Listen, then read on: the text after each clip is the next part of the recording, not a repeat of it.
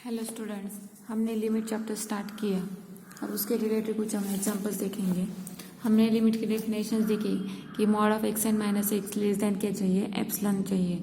तो वो x n is converges to x, that is x n का limit क्या होता है, एक्स होता है।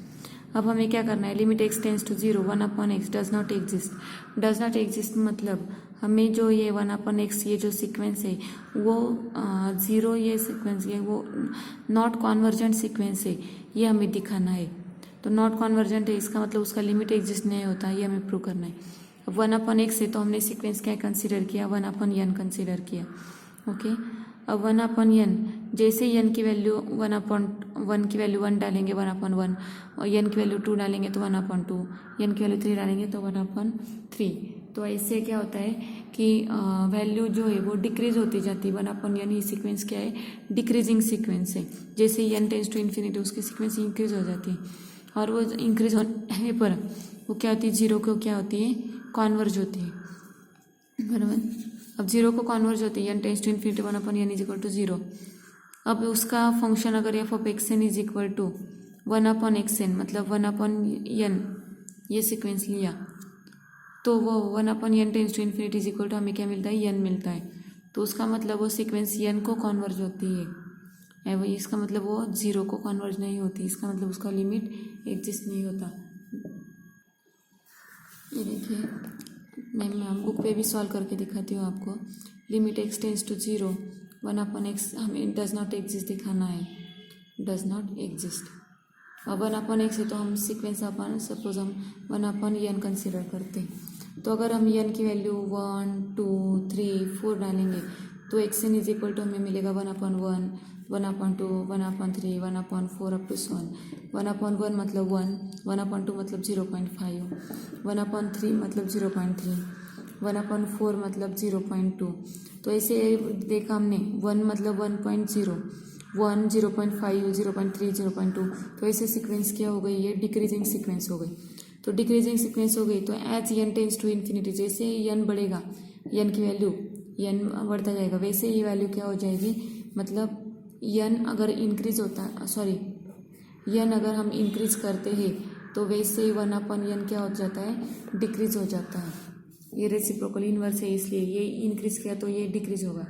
तो इंक्रीज होने पर ये जितना भी वैल्यू हम इंक्रीज करेंगे 0.2, 0.1, 0.001, तो ऐसे ही अप्रोक्सीमेटली क्या हो जाएगी, जीरो पे ये क्या हो जाएगी, सीक्वेंस कॉन्वर्ज हो जाएगी। हमने सीक्वेंस सीरीज में भी देखा कि वन अपॉन एन ये सीरीज जीरो को कॉन्वर्ज होती है। तो इसका मतलब limit as n tends to infinity one upon x n, that is one upon n is equal to क्या मिलता है, हमें जीरो मिलता है। ओके, अब one upon n is equal to zero मिलता है। अब हमने क्या किया, one upon limit n tends to infinity f of x n, f of x n consider करेंगे। एफ ऑफ एक्स एन क्या है, one upon x n. Okay, function हमने एक डिफाइन किया कि वन अपॉन एक्स एन, लेकिन हमारा x n क्या है, one upon n. X n is equal to क्या है हमारा, वन अपॉन एन। अगर हमने एक्स एन की वैल्यू वन अपॉन एन डाली तो इसका मतलब एन ऊपर जाएगा, तो यहाँ पे मिलेगा हमें एन। इसका मतलब as n tends to infinity, ये जो एफ ऑफ एक्स एन है ये एन को कन्वर्ज होती है। इसका मतलब ये इसका जो लिमिट है ये zero does not exist, zero ये उसका लिमिट नहीं है, इसका मतलब ये zero does not exist. Okay, तो ये प्रूव हो गया है कि limit x tends to zero, one upon x does not exist, मतलब इस सीक्वेंस का जीरो ये लिमिट नहीं है। ओके, अब नेक्स्ट एग्जांपल दिया है हमें कि f of x is equal to 1, 0। अगर एक्स ये रैशनल है तो उसकी वैल्यू 1 कंसिडर करेंगे, और अगर इरेशनल है तो उसकी वैल्यू 0 कंसिडर करेंगे। तो हमें ये दिखाना है कि उसका लिमिट भी एज अ कांस्टेंट नंबर को डज नॉट एग्जिस्ट, एग्जिस्ट नहीं होता है। ओके, अब हमने यहाँ पे क्या किया, दो सीक्वेंस लिए, एक एक्स एन की सीक्वेंस रैशनल नंबर की ली और एक वाई एन की सीक्वेंस इरेशनल नंबर की ली। अगर हमने रैशनल नंबर की सीक्वेंस ली तो रैशनल नंबर के लिए सीक्वेंस हमें क्या मिलेगा, एक्स ये रैशनल नंबर लिया, वाई ये रैशनल लिया, तो सबका लिमिट हमें उसका सबकी वैल्यू क्या मिल रही है, हमें 1 मिल रही, 1 मिल रही। इसके मतलब ये कांस्टेंट सीक्वेंस हो गई, ओके, कांस्टेंट सीक्वेंस हो गई। इसका मतलब ये रैशनल नंबर की जो सीक्वेंस है ये क्या हो रही है, 1 को क्या हो रही है, कॉन्वर्ज हो रही है, बराबर। अब 1 को ये कॉन्वर्ज हो रही है और अगर इरेशनल सीक्वेंस लिया हमने तो वो 0 को क्या होती है, कॉन्वर्ज होती है, क्योंकि हर एक की वैल्यू कौन सा भी इरेशनल नंबर लिया फिर भी उसका लिमिट जो फंक्शन है उसकी वैल्यू 0 ही आती है, 0 0 0 0। तो एक सीक्वेंस 0 को कॉन्वर्ज होती है और एक सीक्वेंस 1 को कॉन्वर्ज होती है, लेकिन लिमिट तो हमेशा यूनिक ही होता है, लिमिट हमें अलग अलग नहीं मिलता, लिमिट अलग अलग नहीं मिलता। इसका मतलब उसका जो लिमिट है कांस्टेंट नंबर पे वो डज नॉट एग्जिस्ट, क्योंकि दो लिमिट हमें पॉसिबल नहीं है। देखो यहाँ पे दिया है कि limit n tends to infinity f of x n, जो रैशनल नंबर की सीक्वेंस है उसका लिमिट 1 आता है, जो इरेशनल नंबर की सीक्वेंस है वाई एन उसका लिमिट 0 आता है। तो दो लिमिट अलग अलग है। We can produce two sequence x and y n in the domain of f such that एक का limit a y n but f of x N दोनों का लिमिट अलग अलग है। इसका मतलब ये से उसका लिमिट कॉन्वर्ज नहीं होता। आया समझ में? क्या कि हमने एक रैशनल नंबर लिया, एक इरेशनल नंबर लिया। इरेशनल का नंबर, इरेशनल की सीक्वेंस 1 को कॉन्वर्ज होती है, इरेशनल नंबर का सीक्वेंस 0 पे कॉन्वर्ज होती है। इसका मतलब 1 एंड 0 ये दोनों उसके एफ ऑफ एक्स के लिमिट हो गए। लेकिन हमारे थ्योरम से तो हमें मालूम है कि हमें हर एक फंक्शन का एक ही लिमिट एग्जिस्ट होता है। इसका मतलब इसको ये 1 भी नहीं और 0 भी नहीं, कोई भी लिमिट एग्जिस्ट नहीं होता। ओके, अब नेक्स्ट एग्जांपल है x and 1 minus x. x is rational, x is irrational. Prove that f has limit only at x is equal to 1/3. अब 1/3 का उसको लिमिट मिलता है। अब x ये रैशनल नंबर है, x ये रैशनल नंबर है मतलब इसका लिमिट क्या हो गया, x हो गया। ओके, और 1 minus 2x if x is irrational. अगर हमने x की जगह 1 minus 2x, देखो यहाँ पे हमने क्या किया, f of x n is equal to हमने एक्स एन कंसिडर किया और f of y n is equal to हमने 1 minus 2y_n, ऐसे दो सीक्वेंस लिए हमने। ओके, और एक रैशनल नंबर की, ये रैशनल नंबर की और ये इरेशनल नंबर की, ऐसे दो सीक्वेंस ली। अब अगर हमने एक्स एन लिमिट जो है वो limit n tends to infinity f of x n मतलब क्या है, x n limit n tends to infinity x n is equal to क्या मिल रहा है, हमें a मिल रहा है, बराबर। और अगर हमने एफ ऑफ वाई एन लिया तो एफ ऑफ वाई एन मतलब क्या है, 1 minus 2y_n।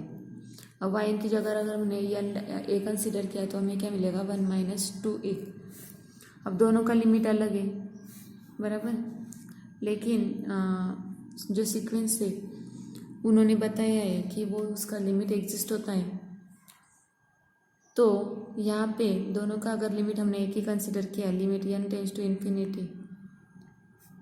F of y n is equal to limit n tends to infinity f of x n, तो 1 minus 2a is equal to a, that is 1 minus 2a वहाँ जाएगा, 1a plus 2a that is 1 is equal to 3a, that is a is equal to 1/3। तो a की value क्या मिली हमें, 1/3 मिली।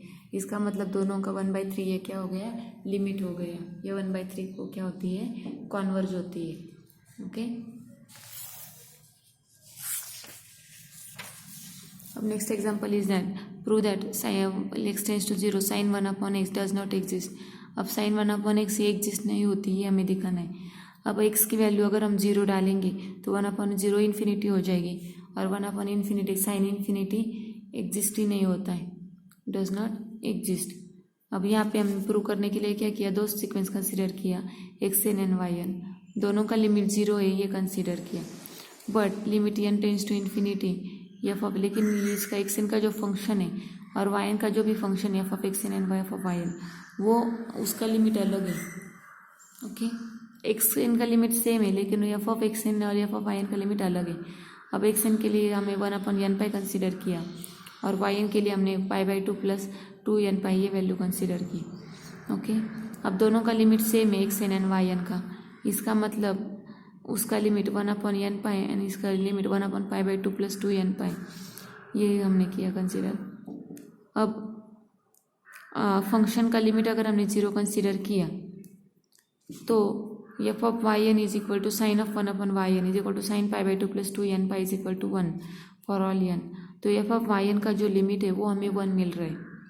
तो f of x n का limit यहाँ पे 0 मिल रहा है, यहाँ पर भी यहाँ पर फाई एन का लिमिट 1 मिल रहा है, तो यहाँ पे भी हमें दो लिमिट मिल गए, दो लिमिट मिल गई। इसका मतलब उसका भी लिमिट यहाँ पे एग्जिस्ट नहीं होता, that is sine 1/x is also does not exist at x is equal to 0। तो x इज इक्वल टू 0 को इसका लिमिट भी एग्जिस्ट नहीं होता। ओके, सो ये हो गई सब एग्जाम्पल्स रिलेटेड टू लिमिट के। अब नेक्स्ट लेक्चर में हम कुछ थ्योरम्स देखेंगे और उसके प्रूफ्स भी देखेंगे। Okay, thank you.